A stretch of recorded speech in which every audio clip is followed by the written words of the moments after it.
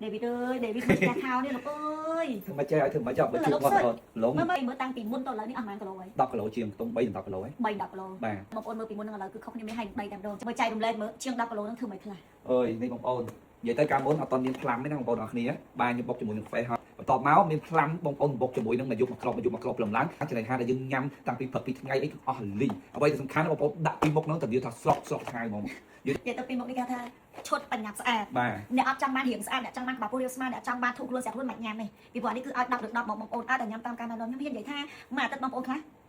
អស់បងចា យ៉ាងណាញ៉ាំអត់មានធ្វើទុកទេណាព្រោះបងប្អូនខ្លះគាត់ខ្លាចធ្វើទុកអញ្ចឹងទៅសួរតែបើយើងអត់ធ្វើទុកទេញ៉ាំហើយឆ្ងាញ់ហើយទទួលបានផលទៀតហើយអត់ប៉ះពាល់សុខភាពទេ សំខាន់ពពួកតាមធម្មជាតិនេះវាធម្មជាតិទៀតអញ្ចឹងគឺយើងញ៉ាំទៅសុខភាពហើយបើដែលសំខាន់វាលើសពី fiber ទូទៅអញ្ចឹងសម្រាប់អ្នកញ៉ាំទៅមិនបារម្ភទេអញ្ចឹងមកពីនឹងចូលគ្នាគឺបងប្អូនទទួលបានរៀបដូចនេះ យើងស្អាតហ្មងហើយញ៉ាំអត់តែពីប្រអប់ហ្នឹងឯងខ្ញុំនិយាយមែនត្រកយើងតិចទៅ4 គីឡូដែរ សាកខ្លួនអាចចង់និយាយច្រើនសំខាន់ក្រុមរបស់បងប្អូនចង់បានទៅទិញតាមផ្សារតាមទូទៅក៏អ៊ុបគ្រប់ពេកដល់ក៏មានលក់ទៅ